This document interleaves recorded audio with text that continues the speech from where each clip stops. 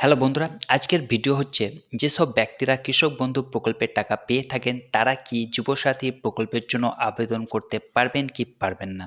Hello বন্ধুরা, আপনারা সবাই কেমন আছেন? আশা করি প্রত্যেকে ভালো আছেন। বন্ধুরা, আমি আপনাদেরকে বিস্তারিতভাবে জানাবো যেসব ব্যক্তিরা যুবসাথী প্রকল্পের জন্য আবেদন করবেন, কিন্তু যেসব ব্যক্তিরা কৃষক বন্ধু প্রকল্পের টাকা পেয়ে থাকেন তারা কি করবেন।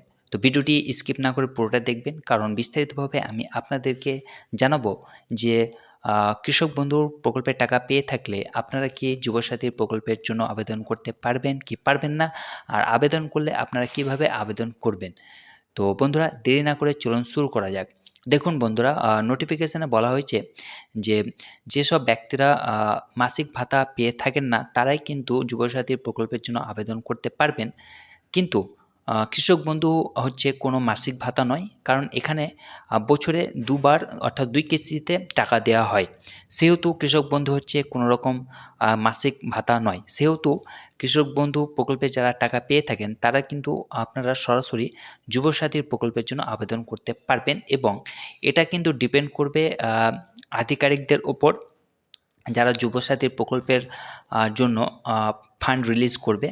তারা যদি ডিসাইড করে বা তারা যদি ডিসিশন নেয় তাহলে কিন্তু আপনারা যুবসাথীর প্রকল্পের টাকা পেয়ে যাবেন।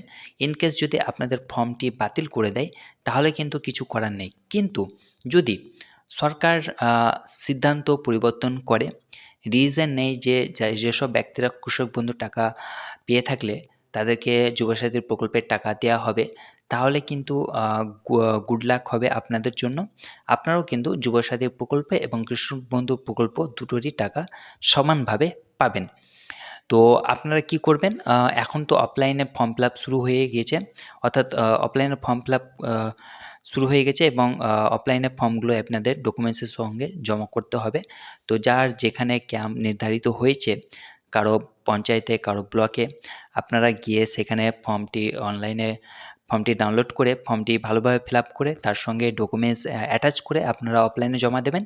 আর যারা চাইছেন যে অনলাইনে সাবমিট করবেন, কিন্তু অনলাইনে নোটিফিকেশান এখনও আসেনি, অনলাইন স্টার্ট এখনও হয়নি, কিন্তু খুব শীঘ্রই কিন্তু অনলাইন ফর্ম ফিল আপ শুরু হয়ে যাবে যুবসাথীর প্রকল্পের জন্য। যখন শুরু হয়ে যাবে তখন আমি আপনাদেরকে আপডেট দিয়ে দেবো। তো মোদ্দা কথা হচ্ছে, মেন পয়েন্ট হচ্ছে যে যদি আপনি কৃষক বন্ধু প্রকল্পের টাকা পেয়ে থাকেন তাহলে কিন্তু আপনারা একদম নিশ্চিন্তে থাকুন, নির্দ্বিধায় আপনারা যুবসাথী প্রকল্পের জন্য টাকা পাবেন। আপনারা এখন যুবসাথী প্রকল্পের জন্য আবেদন করে দিন। আবেদন করতে কোনো রকম টাকা পয়সা লাগে না। সো আপনারা কোনো রকম হেজিটেট বা বিরক্তি বোধ না করে সরাসরি ক্যাম্পে গিয়ে আপনারা ফর্ম ফিল আপ করে ডকুমেন্টস দিয়ে কিন্তু আপনারা যুবসাথী প্রকল্পের জন্য আবেদন করে দিন। আশা করি আপনারা প্রত্যেকে টাকা পাবেন। তো বন্ধুরা, আজকের জন্য এইটুকু। আশা করি ভিডিওটি আপনাদের ভালো লেগেছে। ভিডিওটি ভালো লাগলে ভিডিওটিকে লাইক করবেন, বন্ধুদের মাঝে শেয়ার করবেন, আর চ্যানেলটিকে অবশ্যই সাবস্ক্রাইব করবেন। Good night, bye bye, have a nice day.